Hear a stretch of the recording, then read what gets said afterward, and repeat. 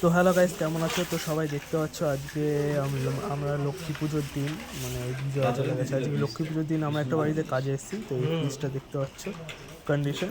তো এই ফ্রিজে প্রবলেম হচ্ছে, তোমার হচ্ছে লাইন আসছে না, আর ঠান্ডা হচ্ছে না। তো আমরা দেখছি এটা হচ্ছে তোমার এলজি ফ্রিজ। তোমাকে আমি পারলে লোগোটা দেখিয়ে দিচ্ছি।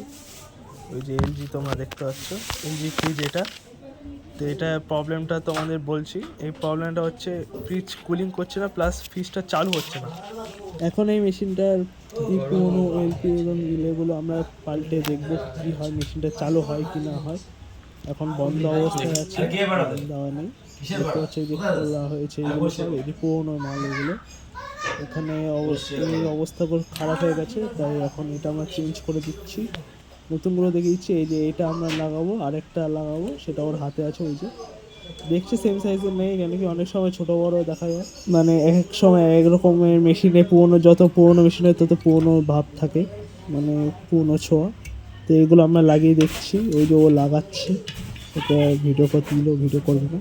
তো এলপি আর রিলেগুলো লাগানো হয়ে গেছে ফ্রিজে। তো আমরা এখন লাইন দিয়ে দেখবো যে ফ্রিজে লাইন আসছে নাকি। যদি লাইন আসে তাহলে কারেন্টে কোনো প্রবলেম নেই। মানে মেশিনটা আমরা যখন এসেছিলাম তখন চালিয়ে দেখেছিলাম, তখন চলছিল না। এবার আমরা এই দুটো জিনিস পাল্টে দেখলাম, যদি চলে তো ভালো কথা, নাহলে লাইনের ডিস্টার্ব আছে, বোর্ডে হতে পারে, নাহলে থার্মোস্ট্যাট যেটা সেটা খারাপ হতে পারে, কারণ কি এটা থার্মোস্ট্যাট হয়ে তারপরে আসছে নিচে লাইনটা।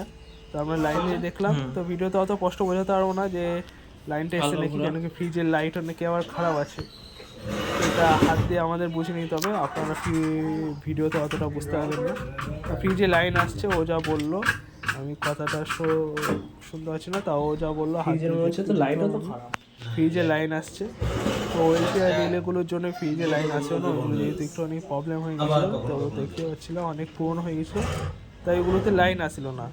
তো আমরা এগুলো চেঞ্জ করে আমরা লাইনটা দিয়ে দেখলাম লাইন আসছে। তো এবার পরে আমরা যেটা কাজটা করবো সেটা হচ্ছে, এর কুলিং হচ্ছে না, যা আরেকটা প্রবলেম ছিল। তো কুলিংটা নিয়ে আমরা পরের ভিডিওতে দেখাবো, কেন কি আমাদের এরপরেও আরও দুটো কাজ আছে। তো আমরা সেইগুলো ভিডিও ছাড়বো, দেখতে থাকো, সঙ্গে থাকো। যদি ফেসবুকে দেখে থাকো তাহলে এসডিএস সার্ভিস লিমিটেডকে ফলো করে দেবো, আর যদি ইউটিউবে দেখে থাকো তাহলে সাবস্ক্রাইব করে দেবো, কারণ কি এই একটা সাহায্যই আমাদের খুবই প্রয়োজন।